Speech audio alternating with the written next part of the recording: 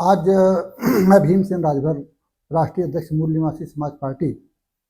हमारे साथ में पूर्व सांसद और मंत्री रहे माननीय हरिनारायण राजभर जी हैं और बनारस की धरती से आए ब्रजेश राजभर जी हैं। देखिए, आज जो लखनऊ में जो बैठक हुई है, इस बैठक का मुख्य उद्देश्य समाज का हित है। मुख्य रूप से लंबे समय से ठगा जा रहा राजभर समाज के हक और अधिकार, और मूल रूप से मुख्य एक ही बिंदु रहा है। जब सांसद विधायक नहीं थे, कोई पार्टी नहीं बनी थी, तब से राजभर समाज की एक ही लड़ाई थी, एक सूत्रीय लड़ाई, राजभर समाज को आरक्षण दिलाना। तो वो लड़ाई अधूरी रह गई। 2002 में मैं सीधे आना चाहता हूं कि समाज ने तो सबका साथ दिया है, जिसका समाज ने साथ दिया उसका विकास हो गया, लेकिन समाज का विकास नहीं हुआ। समाज का विकास कैसे होगा? किसी के सांसद बनने से, किसी के मंत्री बनने से समाज का विकास नहीं होगा। खासतौर पर राजभर समाज के नौजवान साथियों का विकास नहीं होगा। हर घर में रोशनी आ जाए, हर घर में उजाला हो जाए, उसके लिए आरक्षण है। अगर आरक्षण मिल गया होता SC ST का, तो जो हमारे बच्चे पढ़ रहे हैं उनको आगे बढ़ने का मौका मिलता, नौकरी मिलती, उनको अच्छे पोस्ट पर जाते, और हमारी सामाजिक सुरक्षा, राजनीतिक भागीदारी, ये सारी चीजें बढ़ जाती। ये नहीं हो पाया। चूंकि ओम प्रकाश राजभर जी का नाम इसलिए लेना पड़ता है, मैं उनका नाम तो लेना नहीं चाहता, वर्तमान में मंत्री हैं, भारतीय जनता पार्टी की सरकार में सहयोगी दल है उसके हैं। ओम प्रकाश राजभर जी 2002 में जब पार्टी बनाए तो उनका एक ही एजेंडा था, राजभर समाज को SC ST का आरक्षण दिलाना। आज भी उनका पर्चा है, आज भी उनका स्टेटमेंट है। उन्होंने कहा था कि हम राजभर समाज को आरक्षण दिलाएंगे, लेकिन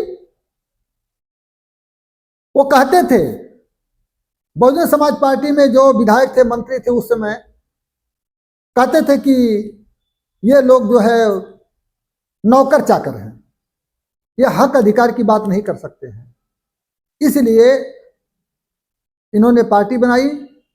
राजभर समाज के गरीबों ने, नौजवानों ने जमकर साथ दिया। ये तो सच्चाई है। ये किसी करोड़पति के बेटे तो थे नहीं। राजभर समाज के पाई पाई के योगदान से और उनके मेहनत से, परिश्रम से, त्याग से पार्टी फली फूली, आगे बढ़ी। और इनका जो कमिटमेंट था कि आजीवन मैं चुनाव नहीं लड़ूंगा, और उसको तोड़ा इन्होंने और कहा कि मैं चुनाव भी लड़ूंगा, और लड़ूंगा, मंत्री बनूंगा, तभी आरक्षण दिलाऊंगा। राजभर समाज ने इसको मोहर मार दिया, ये सहयोग दिया, और भाजपा के सहयोग से ये विधायक भी बन गए और इनके कई विधायक बन गए। आप जब एक विधायक था तो उससे आप सवाल पूछते थे।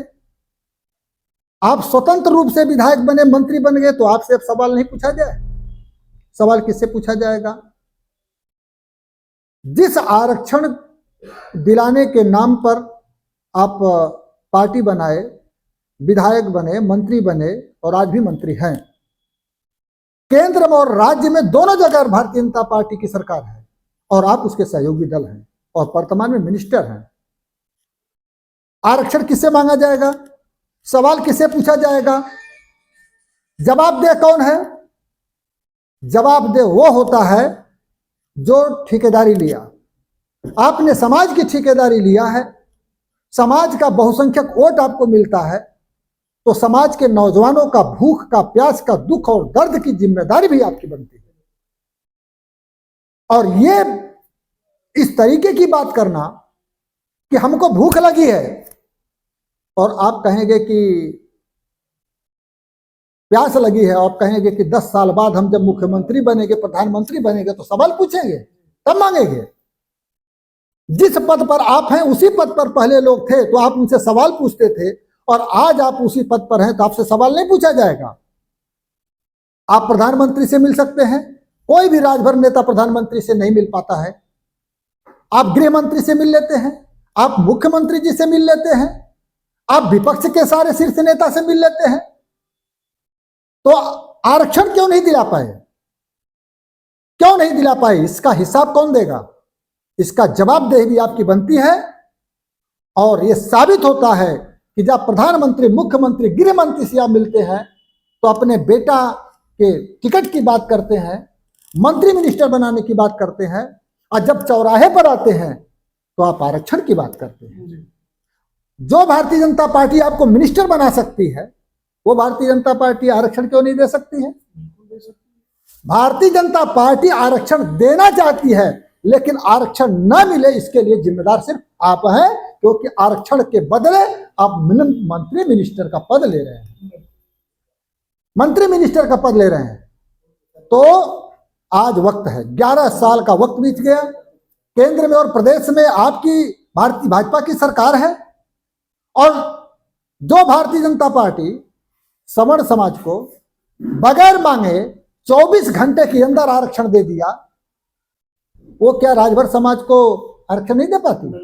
बिल्कुल दे सकती है। क्योंकि आप मुख्यमंत्री के पास जाते हैं, प्रधानमंत्री जी के पास जाते हैं, गृह मंत्री जी के पास जाते हैं, तो अपनी बात करते हैं, अपने व्यक्तिगत हित की बात करते हैं, और चौराहे पे आकर के राजभर आरक्षण की बात करते हैं। सदन में बात करना चाहिए आरक्षण की, तो आप सदन के बाहर चौराहे पर बात करते हैं। जहां कानून बनता है वहां आप बात नहीं करेंगे, और जहां भाषणबाजी होती है वहां आप बात करते हैं। ये साबित हो गया है कि ओम प्रकाश राजभर जी, माननीय मंत्री जी, आप जो है राजभर समाज को धोखा दे रहे हैं, और इसका जवाब आपको देना पड़ेगा। और नहीं तो 2027 का विधानसभा में जाने का सपना छोड़ दीजिए, और राजभर समाज को आरक्षण भी मिलेगा।